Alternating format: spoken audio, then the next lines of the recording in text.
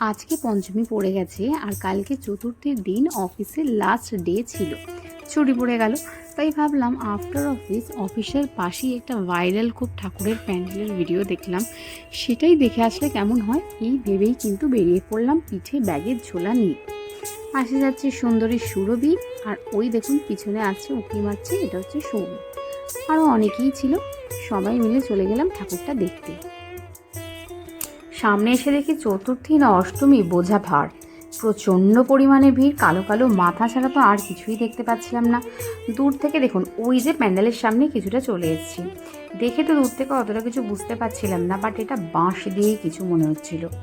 আর এইবার প্যান্ডেলের ভিতরে ঢুকছি, অপূর্ব সুন্দর একটা কাজ, মানে বাঁশ দিয়ে, আর এই যে ছোটো ছোটো এটা বলছিল নাকি বাবুই পাখির বাসা, তো সেইটার ভিতর দিয়ে এসে এর দ্বিতীয় স্টেজে রয়েছে এরকম একটা এনভায়রনমেন্ট, যেখানে রয়েছে এরকম খোলা আকাশ, যেখানে দেখুন ঝকমক চকমক করছে তারা, আর চারপাশটা এত সুন্দর অপূর্ব ডেকোরেশনটা রয়েছে, মানে শিউলি ফুল দিয়ে করেছে, যেটা দুর্গাপুজোর একটা প্রধান উপকরণ।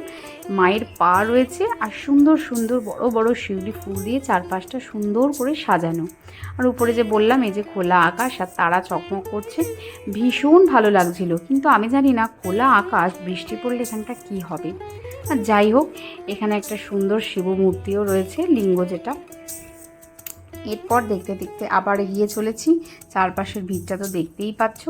তারপরে এর তৃতীয় পর্বে রয়েছে একদম সুন্দর একটা কাঁচের ডেকোরেশন, মানে কাশফুল দিয়ে আর কাঁচ দিয়ে একটা মিরর এফেক্ট দিয়ে এত সুন্দর লাগছে।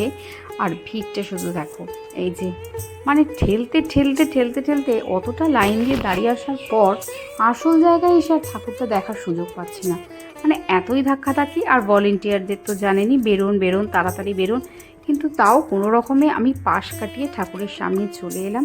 আর দুর্গা প্রতিমা এখন তো কোথাও খুব একটা সাবেকি দেখা যায় না, সব জায়গাতেই একটা মডার্ন টাচ রয়েছে, যেটা এখানেও রয়েছে, ভীষণই ভালো লাগলো। আর এই যে হয়ে গেল আমার পুরো প্যান্ডেলটা দর্শন, বেশ 3টে পার্টে এই প্যান্ডেলটা করেছে, অনেকটা বড় জায়গা নিয়ে। আর লোকেশানটা হচ্ছে সেন্ট্রাল মল, অ্যাক্সিস মল যেটা রয়েছে সেই সেন্ট্রাল মলের মাঠের ওখানে, নিউ টাউনে।